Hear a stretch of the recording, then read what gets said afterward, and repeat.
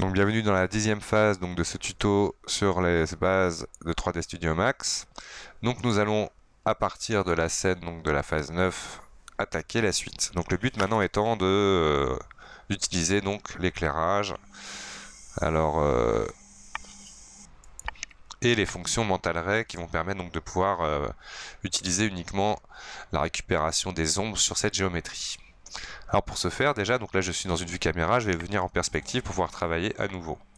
Perspective, hop, je peux tourner, donc là effectivement je vois bien ma caméra dans la scène.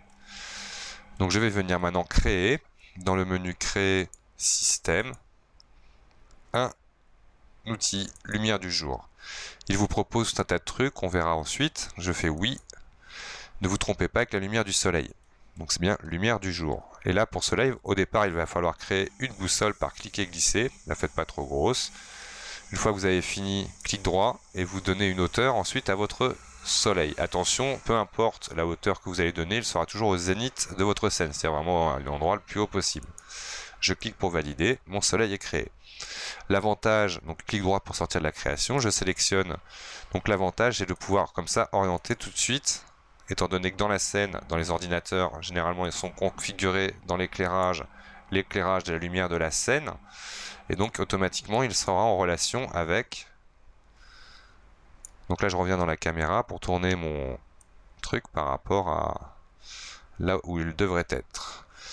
Alors hop, on peut ensuite aussi dans les outils de mon éclairage, je vais venir ici lui donner des paramètres. Donc pour cela il faudra sélectionner le soleil. Et donc pour éviter d'avoir à chaque fois revenir en perspective et sélectionner mon soleil, vu que je ne le vois pas dans ma vue de caméra, dans la sélection ici, nommé, je vais l'appeler soleil. Et j'appuie bien sur entrée pour valider. Comme ça, je clique dans le vide pour désélectionner. C'est pour venir dans ma caméra. Je peux facilement venir sélectionner mon soleil ici, dans cette zone-là. Dans les paramètres de mouvement du soleil, nous avons la possibilité aussi de jouer sur l'heure. Donc là, il est midi un peu trop pétante. Donc je vais lui donner par exemple une orientation. Et bien évidemment, vous voyez là, donc là je vais le mettre plutôt, je voulais monter vers 9h. Et ensuite ici vous pouvez aussi changer la direction du nord. Voilà. Je trouve que là je serais plus dans l'axe par rapport à la photo. Et je dirais même comme ça. Voilà. Donc maintenant je vais tester un rendu. Et voilà ce que ça donne.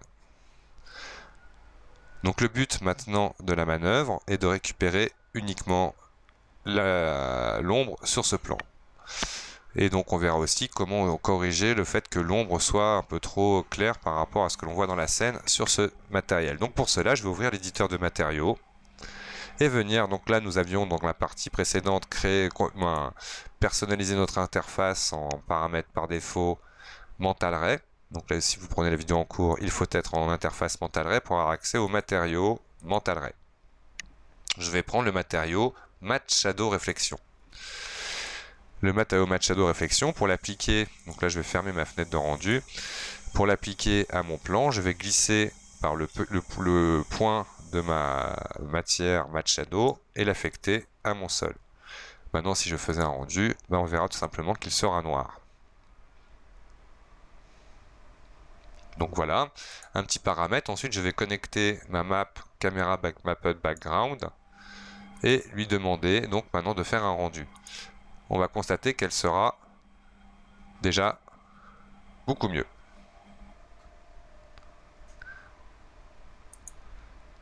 À partir de là, donc c'est bien parce que je suis dans une caméra, donc je vais pouvoir sélectionner ma caméra ici, je la sélectionne, une caméra de base. Et vous verrez justement, des fois vous aurez des soucis où vous aurez votre plan qui lui va devenir tout noir. Dans ce cas-là, il faudra jouer dans les paramètres de rendu environnement qui à mon avis moi sont déjà réglés. Voilà, par défaut vous êtes comme ça. Donc quand je vais faire un rendu, on verra que ça sera tout noir. Donc en gros, il faut faire des petites recherches, mais en mettant en mode sans unité, par défaut vous aurez ici normalement 1200, je vais avoir quelque chose comme ça. On voit légèrement de l'ombre, mais bon effectivement le sol reste toujours noir. Donc en montant la valeur, donc là moi carrément c'est 150 000 d'unités, d'échelle physique. Hop, j'arrive tout de suite à quelque chose de crédible. Donc il faudra chercher, donc généralement c'est des valeurs, on imagine même si je suis à 100 000, vous allez voir, tout de suite on va voir le problème d'incrustation de l'image n'est pas assez éclairé. Donc là en étant à 150 000, j'arrive à obtenir, en tout cas tel que est configurée ma scène, normalement vous devriez avoir la même chose si vous avez suivi ce tuto, par rapport à cette image, j'obtiens le résultat recherché. Donc on verra plus tard dans les fonctions justement de 3D Max 2016, avec la caméra physique, on va pouvoir faire des choses assez intéressantes. Donc pour la suite, donc nous allons nous intéresser maintenant à l'occlusion de notre... donc on va masquer une partie de notre bête. Donc là je vais tout simplement venir cloner ma caméra. Je sélectionne bien ma caméra sur le menu ici, vous avez l'option sélectionner la caméra. Clic droit, cloner. En copie. Ma deuxième caméra, donc je vais dans ma caméra 2 par ici. Caméra 2. Je suis bien dans ma caméra 2. Et là grâce à l'outil orbite, attention si vous avez la fonction d'accrochage à l'angle activée, vous aurez aussi dans l'orbite. Donc là je vais venir chercher maintenant une position. Vous pourrez comme ça tourner et avec la molette déplacer. Le but étant d'avoir la fourmi masquée. Avec F3, vous voyez l'arrière-plan reste, mais je vois là, voilà, le but étant d'avoir quelque chose comme ça. Comme c'est vraiment si la fourmi sortait de derrière la pierre. Et donc ensuite je vais venir vraiment créer une boîte à peu près à l'endroit où je la veux ici. Hop. Où je vais lui mettre une division 2 par 2 par 2.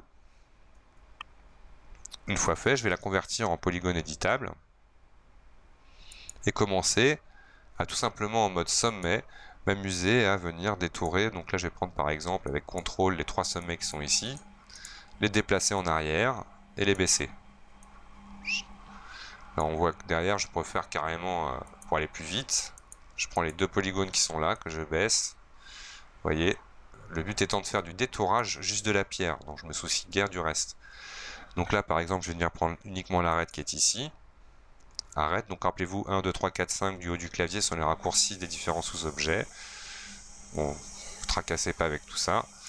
Donc là je viens positionner d'abord ce point là, ensuite je viens comme ça m'amuser maintenant en utilisant la fonction ZY, en mettant ici, venir faire le détourage qui va me permettre de masquer une partie de la bête, qu'on corrigera après en fonction du rendu. On voit que là j'aurais peut-être pas assez de sommet, mais on va déjà tester comme ça. Tout simplement en affectant donc le matériel Matte Shadow Réflexion à cette boîte, je rappuie sur F3, hop. Je vais voir maintenant en faisant un rendu, ma fourmi tout simplement masquée derrière la pierre. Donc un petit bonus, je vais venir maintenant en perspective, sélectionner toute ma fourmi et lui enlever les yeux. Enlever aussi les quoique si je vais garder, enlever surtout les pinces. Voilà, toc. Clic droit, isoler la sélection. Donc là on va bien, je suis en perspective, hein, je suis revenu en mode de travail. Je vais tout simplement donc à CTRL Z, j'ai cliqué dans le vide, j'ai raté ma sélection. Attention, est-ce que je garde les antennes? Oui. Je vais maintenant affecter à mes 25 objets de sélectionner le modificateur chevelure pelage. Donc il va falloir attendre un petit peu, voilà, il me met comme ça des poils partout sur ma bestiole. Je vais pouvoir comme ça maintenant éditer mes matériaux, je vais en mettre que 100 par exemple. On va grimper un petit peu, allez peut-être 200, 400, allez, 400 poils. Alors attention, pour que ça marche, une fois de plus, dans rendu environnement, il faudra activer la fonction effet chevelure et pelage et bien la mettre en mode primitive mental ray pour que les couleurs que je vais associer maintenant soient bonnes. Donc voilà, je vais garder ce paramètre par défaut et ensuite aller dans les paramètres de matériaux, lui donner une couleur de pointe plutôt gris foncé. Alors voilà, comme ça. et à la racine bien noire.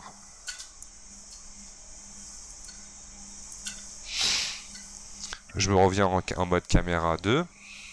Quand on appuie sur C, qu'on a... voilà, donc je n'oublie pas de sortir, d'isoler la sélection. Donc fin isolé, vous trouvez aussi le raccourci ici avec la petite ampoule. Hop. Et là, je lance mon rendu final.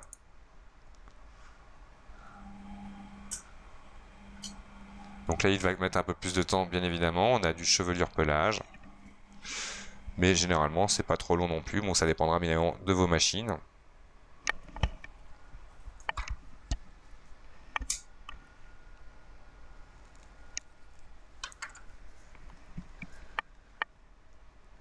Effectivement, on voit que la fonction de Matte Shadow plus chevelure pelage, du coup, donne plus de travail à mon ordinateur.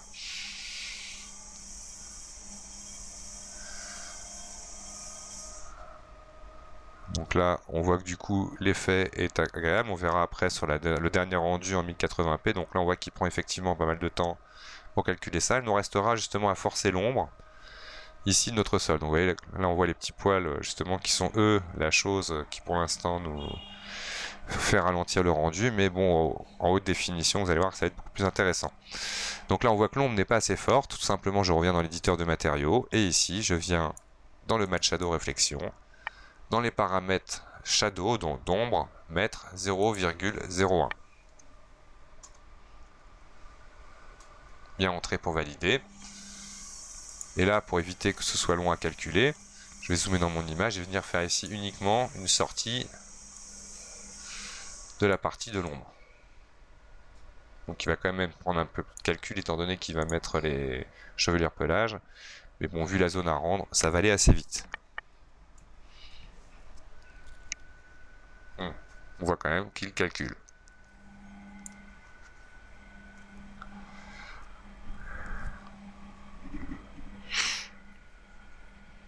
Bon, vu le temps de calcul, à la rigueur, moi je dirais optimisons le truc, je repasse en mode vue, autant calculer toute l'image directement.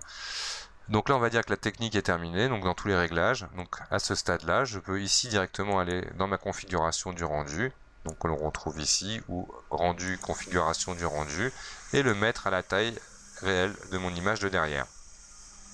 Je fais un rendu. Alors là, effectivement, du coup, il me passe en plein écran. Ce bouton vous permettra de minimiser un petit peu les boutons que vous avez dans Mental Ray, dont je ne parle pas pour le moment. Je réduis la taille de mon image, et en dézoomant avec la molette, vous pourrez comme ça, voilà, mettre votre rendu un peu plus grand. On voit que l'image plus grande a l'air d'être plus rapide à calculer.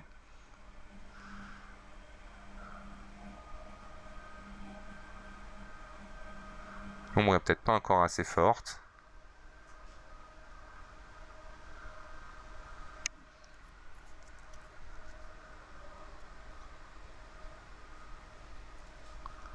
On va voir juste si en changeant le paramètre dans mon matériel de la couleur de la shadow color, si je le mets plus foncé, si ça va être plus rapide pour... Donc on va voir. L'avantage, justement, la technique aussi de Mental Ray comme Verez, sont justement les prévisualisations que l'on a. Donc là, ce qui s'appelle le FG, le regroupement final, vous donne déjà tout de suite dans des grosses tâches la vision de... Voilà, je trouve que mon ombre, bon, n'est pas encore assez marqué, mais c'est déjà très bien.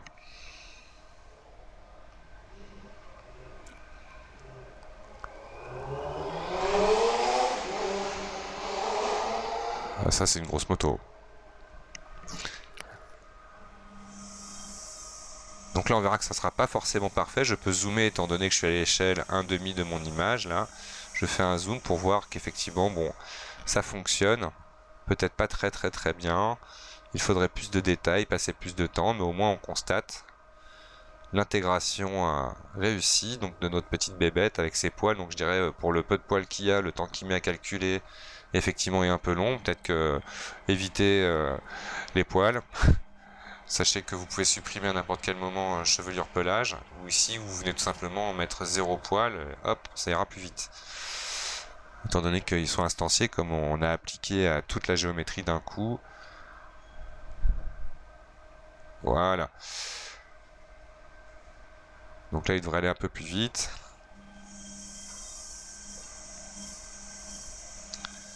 Et on a une sacrée bébête. Oh, ça fait quand même son effet. Bon, on verra après, donc dans la prochaine série de la saison 6, on va voir Mudbox, la modélisation un peu plus avancée pour faire un corps comme ça, les pattes aussi, etc. De montrer des systèmes d'articulation un peu plus sophistiqués. Donc là, je passe mon rendu en plein écran pour que vous voyez bien. Donc voici donc le résultat que normalement vous devriez atteindre. Donc on voit qu'effectivement il y a du travail à faire à la fois sur là, ce que là il est trop clair. Peut-être que 150 000 chez moi c'est trop, il faudrait baisser un petit peu. Donc là il faut chercher, tâtonner, on verra qu'il sera des fois plus facile d'utiliser des fonctions moins compliquées que d'utiliser donc la configuration du rendu. Donc c'est avec des éclairages par défaut, pas par défaut, mais en tout cas pas des systèmes de lumière du jour. Mais en tout cas, donc là, le rendu environnement nous a permis de pouvoir corriger certaines choses. Donc là, on imagine juste, je vais refaire un petit rendu pour finaliser, pour vous montrer qu'en gros, en tâtonnant, on va trouver à un moment donné une balance d'éclairage. Il faut savoir que c'est généralement des grands chiffres quoi qu'il arrive. Hop. Et là, je viens voir à peu près la zone de démarcation en fait. C'est pas mal déjà. Donc pour me déplacer, c'est avec la molette dans l'image. Effectivement, déjà on voit, bon, là, si je fais un rendu juste pour voir rapide, on verra comme ça à tâtons, j'arriverai à trouver vraiment une possibilité comme ça de bien mixer donc mon arrière-plan avec un éclairage système lumière du jour. Donc on aura vu pas mal de petites choses en plus que dans l'atelier. Donc j'espère que ce tuto vous a plu. Donc c'est la fin des bases de 3D Studio Max.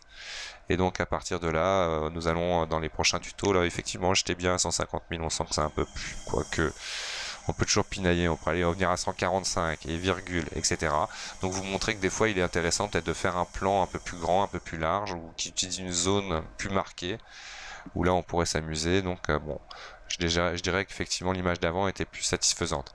Donc j'annule là ce rendu, je reste donc à une valeur dans mon environnement, rendu environnement, 8 du clavier, vous avez le raccourci qui est marqué sinon à côté du bouton, et donc là je repasse mon rendu à, on va aller mettre 148 000, vu que 150 000 me plaisait pas. Oups là, je sais pas ce qu'il est venu me faire.